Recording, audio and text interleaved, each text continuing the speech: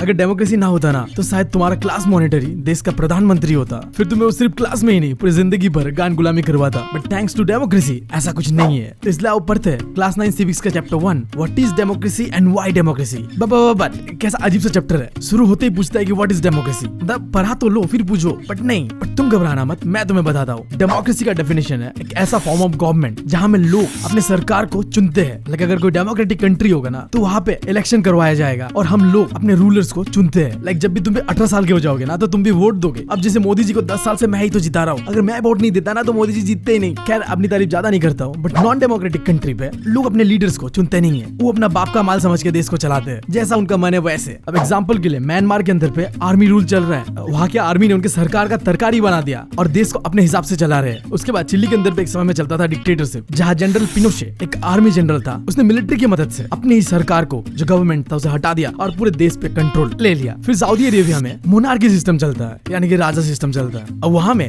जो royal family में पैदा होता है वही राजा बनता है और वही देश को संभालता है। वहाँ के लोग अपने रूलर को नहीं चुनते हैं, वो पैदा होता है और राजा बन जाता है। तो ये जो तीनों एग्जांपल्स मैंने तुम्हें बताया, इन तीनों में डेमोक्रेसी का नामो निशान नहीं है। इन कंट्री में बैठे हुए लोगों ने अपने सरकार को नहीं चुना, अपने रूलर्स को नहीं चुना। वहीं पे जो डेमोक्रेटिक कंट्रीज होता है लाइक हमारा प्यारा भारत, हम अपने रूलर से गवर्नमेंट को इलेक्शन के द्वारा चुनते हैं और इसी चीज को कहता है डेमोक्रेसी। बट देखो फिर भी यहाँ एक प्रॉब्लम है, दुनिया में कई सारे ऐसे कंट्रीज है जो अपने आप को कहते हैं कि हम तो डेमोक्रेटिक कंट्री है, वहाँ इलेक्शन भी होता है, बट इन रियलिटी वो कंट्रीज बस दिखावे के लिए डेमोक्रेसी का ढोंग करते हैं। अब एग्जांपल के लिए तुम पाकिस्तान को ले लो, आजादी के बाद से आज तक इस कंट्री के अंदर पे कोई भी प्राइम मिनिस्टर अपना टेन्योर 5 साल कंप्लीट नहीं कर पाया है, या तो किसी को मार दिया जाता है या तो किसी को जेल में डाल दिया जाता है। अब ऐसे कंट्रीज भी अपने आप को कहते हैं कि हम तो डेमोक्रेटिक कंट्रीज है। क्या तुम मानोगे ये बात? नहीं ना। तो इसीलिए हम सिर्फ इलेक्शन करवाता है कि नहीं कोई कंट्री पे ये देख के नहीं कह सकते कि ये कंट्री डेमोक्रेटिक है कि नहीं है। हमने जो अभी डेफिनेशन पढ़ा इलेक्टेड बाय द पीपल, ये इनफ नहीं है, हमें कुछ और चाहिए। और कुछ और जानने के लिए हमें जानना होगा डेमोक्रेसी का फीचर्स। इन फीचर्स को देखने के बाद तुम समझ पाओगे कि डेमोक्रेसी में माना इलेक्शन होना जरूरी है, बट इसके साथ साथ कुछ और चीजें भी होना जरूरी है, तभी जाके कंट्री डेमोक्रेटिक बनता है। तो टोटल डेमोक्रेसी के अंदर पे 4 फीचर्स हमें देखना है और उन चारों फीचर्स को हम एग्जांपल्स के साथ देखेंगे। अब जैसे पहले फीचर्स के लिए हम पाकिस्तान का एग्जांपल लेते हैं। 1999 को पाकिस्तान के अंदर पे परवेज मुशर्रफ जो कि एक आर्मी चीफ, तुम कह लो आर्मी का हेड होगा, वो आर्मी की मदद से अपने पूरे पाकिस्तान के अंदर पे कंट्रोल पा लेता है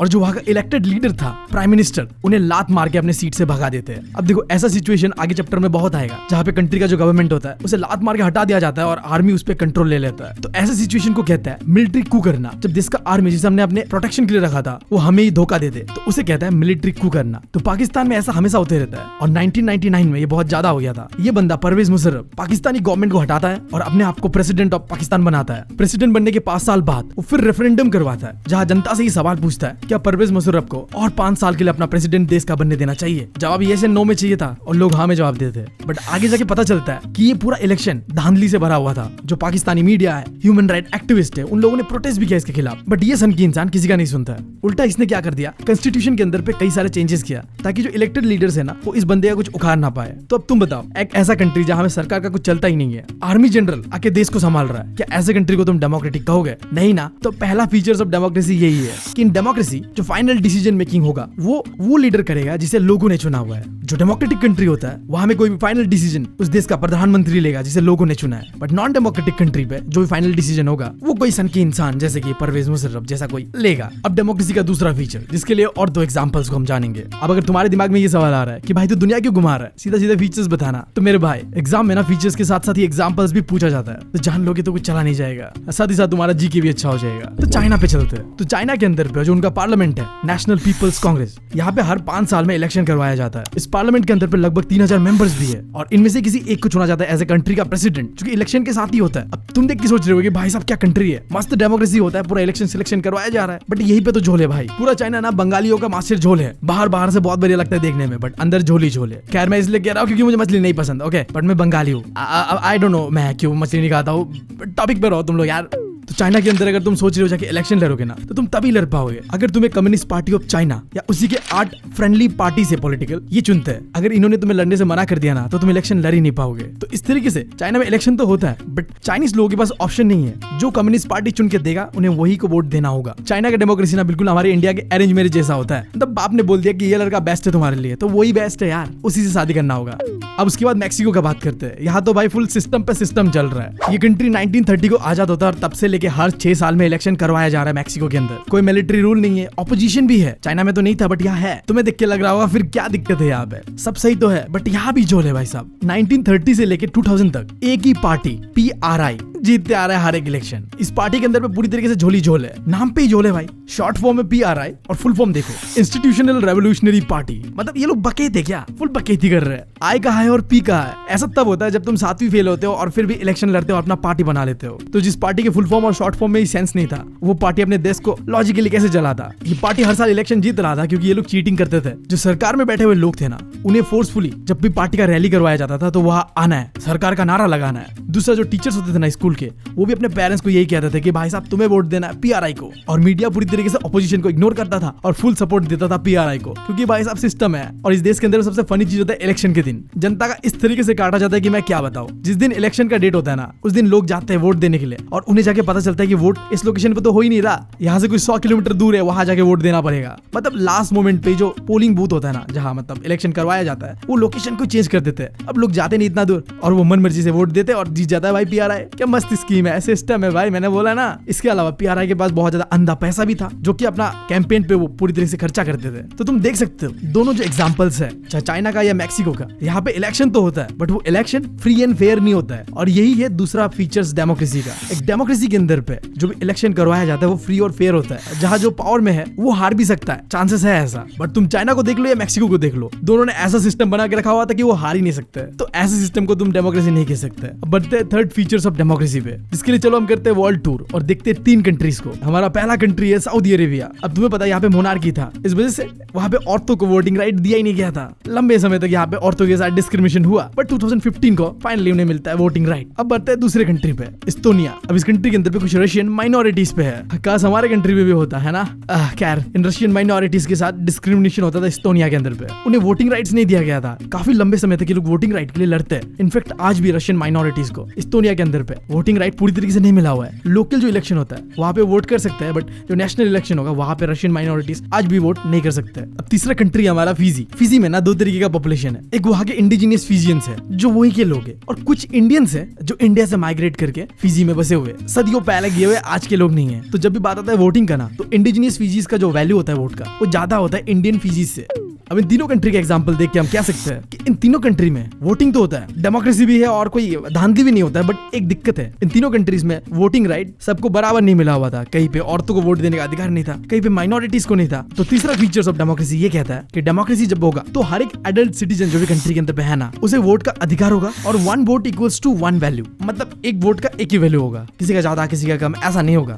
अब बढ़ते हैं फोर्थ और आखिरी फीचर्स को जानने के लिए डेमोक्रेसी का, जिसे जानने के लिए हमें चलना होगा अफ्रीका में जिम्बाब्वे जैसे कंट्री पे। अब इस कंट्री को लंबे समय तक व्हाइट लोगों ने, स्पेशली ब्रिटेन ने कब्जा करा हुआ था, बट 1980 को मिलता है जिम्बाब्वे को आजादी। अब जिम्बाब्वे को आजादी दिलाने में ना बहुत ही बड़ा रोल था JANU-PF का। एक पॉलिटिकल पार्टी हुआ करता था उस समय, जैसे हमारे इंडिया पे कांग्रेस पार्टी था, जिन्होंने आजादी की लड़ाई पे बहुत ही इंपॉर्टेंट रोल निभाया था। फुल फॉर्म काफी लंबा है, Zimbabwe African national union patriot front. याद कर सको तो याद कर लो, वरना शॉर्ट फॉर्म से भी काम चला सकते हो। अब इस कंट्री के अंदर पे आजादी के बाद से इलेक्शन होता है, बट हर एक इलेक्शन पे ये जो पॉलिटिकल पार्टी है यही जीतता है। देखो सीन क्या था, इस पॉलिटिकल पार्टी का जो लीडर था ना, वो था रॉबर्ट मुगाबे। अब ये बंदा ना देश को आजाद कराने में बहुत ही इंपॉर्टेंट रोल निभाता है, जैसे तुम कह लो हमारे नेहरू जी, गांधी जी, ऐसा ही कुछ था। बट देश को आजाद करवा देता है, फिर प्रेसिडेंट भी बन जाता है, बट इसके बाद वो सनकी बन जाता है। कहता है ना जब पावर आता है तुम्हारे हाथ पे तुम सनकी बन जाते हो, तो ये बंदा भी बन जाता है। ये बंदा इलेक्शन जीतने के लिए धांधली करता था इलेक्शन पे। लाइक इसने कई बार कॉन्स्टिट्यूशन को चेंज करा जिससे इसका पावर को वो और बढ़ा सके। इसके अलावा ऑपोजिशन पार्टी को कोई बोलने का हक था नहीं, कुछ बोलेंगे तो फिर दिक्कत हो जाएगा उनको। साथ ही साथ जो कंट्री के अपने लोग थे ना, वो भी अपने प्रेसिडेंट के खिलाफ प्रोटेस्ट नहीं कर सकते थे। अगर करोगे तो वो इलीगल है। और ये बंदा यही पे नहीं रुकता है, मीडिया, जुडिशरी, इसे भी अपने कंट्रोल पे ले लेता है। मतलब सिंपली कोई भी कुछ उल्टा फुल्टा इसके खिलाफ नहीं कह सकता। ये अपने आप को ऐसे दिखाता था कि ये सबसे पावरफुल और पॉपुलर लीडर है अपने कंट्री का, बट इन रियलिटी ये सबको अपने कंट्रोल पे रखा हुआ था जबरदस्ती। अब ऐसे चलता है 2017 तक, एंड देन फाइनली 2017 में इस बंदे को घसीट के प्रेसिडेंट के पोस्ट से निकाल दिया जाता है। बट देखो ये बंदा क्या कर रहा था जब था ये प्रेसिडेंट, ना इसने कॉन्स्टिट्यूशन का रेस्पेक्ट करा, ना इसने अपने लोगों का रेस्पेक्ट करा। तो डेमोक्रेसी का फोर्थ फीचर यही कहता है कि एक डेमोक्रेटिक कंट्री में जो रूलर होगा ना उसका पावर को लिमिट करा जाएगा कॉन्स्टिट्यूशन के द्वारा और जो सिटीजन्स का राइट है उसके द्वारा। मतलब सिंपली जो रूलर होगा वो अपने देश के कॉन्स्टिट्यूशन का रिस्पेक्ट करेगा और अपने लोगों का राइट्स का भी रिस्पेक्ट करेगा। जो मन में आए बाप का माल समझ के यूज नहीं करेगा भाई। तो खैर यही पे फीचर्स होता है खत्म। हमने पहले डेफिनेशन जाना कि जब हम अपने लीडर्स को चुनते हैं, इलेक्ट करते हैं तो उसे डेमोक्रेसी कहते हैं। बट फिर हमने जाना कि ये डेफिनेशन पूरी तरीके से कंप्लीट नहीं था। इसे कंप्लीट करता है इसके फीचर्स। लाइक उस कंट्री का जो फाइनल डिसीजन होगा वो वही लेगा जिसे लोगों ने चुना है। फिर उस कंट्री के अंदर पे फ्री और फेयर इलेक्शन होना है और हर किसी को वोटिंग राइट होना है, equal voting right, 1 vote 1 value. और आखिरी जो गवर्नमेंट होगा वो डेमोक्रेसी और सिटीजन्स के राइट का रिस्पेक्ट करेगा। तो यही भी होता है व्हाट इज डेमोक्रेसी खत्म। अब बात करते हैं व्हाई डेमोक्रेसी, क्यों चाहिए डेमोक्रेसी। तो इसमें देखो 2 तरीके का ओपिनियन है। कोई कहता है कि डेमोक्रेसी बिल्कुल बकवास है और कोई कहता है कि डेमोक्रेसी मस्त है भाई। तो अभी हमें देखना है 2 चीजें, आर्गुमेंट फॉर डेमोक्रेसी और दूसरा आर्गुमेंट अगेंस्ट डेमोक्रेसी। तो पहले देखते हैं आर्गुमेंट फॉर डेमोक्रेसी, जहाँ पे डेमोक्रेसी के क्या फायदे है वो जानते हैं। तो नंबर 1 डेमोक्रेसी का फायदा ये है कि डेमोक्रेसी के अंदर अकाउंटेबिलिटी होता है। अगर कोई एक डेमोक्रेटिक कंट्री है तो वहाँ पे रूलर कुछ भी अपने मन से नहीं कर सकता। वो वही चीज करेगा जो जनता के फायदे के लिए होगा। भले ही रियलिटी में ऐसा नहीं होता है, लीडर्स अपने मनमर्जी का करता है, बट ऑन पेपर तो ऐसा ही होता है भाई। बट नॉन डेमोक्रेसी पे खुले आम अपना मनमर्जी करा जाता है, कोई कुछ नहीं कर सकता। एग्जाम्पल के लिए चाइना को देख लो।